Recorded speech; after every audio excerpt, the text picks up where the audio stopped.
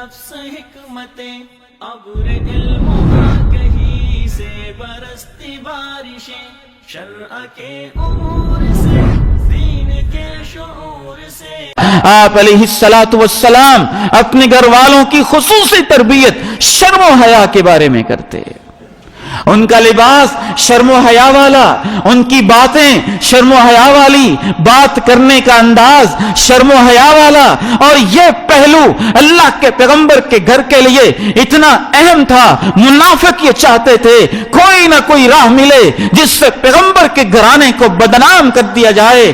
اللہ کے نبی علیہ السلام کے گھر والیوں کی شرم و حیا کے حوالے سے تربیت اس قدر اہم اور ضروری معاملہ تھا کہ عرش معلیٰ پہ مستوی ہو کے اللہ نے ایک پوری سورت ہی میں سمجھتا ہوں سورہ احزاب کا موضوع ہی یہ ہے کہ پیغمبر کے گھرانے میں شرم و حیا زیادہ سے زیادہ پیدا کیا جائے. یا ایھا النبی قل لأزواجك وبناتك ونساء المؤمنين يدنين عليهن من جلابيبهن. خود اللہ نے اپنے قرآن میں کہا اے میرے نبی اپنی بیویوں سے اسپیشل کہیں، اپنی بیٹیوں سے کہیں اور تمام مومن عورتوں سے کہیں يدنين عليهن من جلابيبهن کہ اپنے اوپر بڑی بڑی چادریں اڑا کریں. وقرن في بيوتكن اپنے گھروں میں ٹکے رہیں. ان اتقیتن فلا تخضعن بالقول جب بھی کسی غیر محرم مرد سے ضرورت کے تحت بات کرنی پڑ جائے لا تخضعن بالقول اپنے لہجے میں نرمی، شیرینی، مٹھاس اور نزاکت اور عورتوں کے آواز میں جو حسن ہوتی ہے وہ والا انداز کبھی پیدا نہ کریں. وقلن قولا معروفا لیکن بھلی اور اچھی بات کہیں.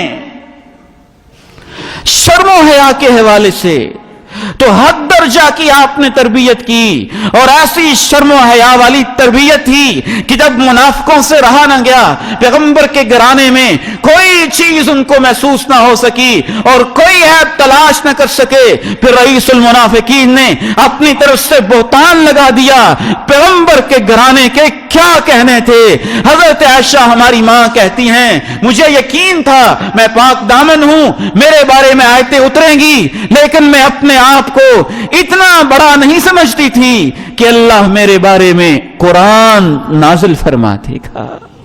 میں سمجھتی تھی کہ اللہ وحی کے ذریعے سے خبر دے دے گا، پیغمبر کو آگاہ کر دے گا، لیکن میرے بارے میں قرآن اترے گا. میں اپنے آپ کو اتنا مقام والا کبھی نہیں سمجھتی تھی.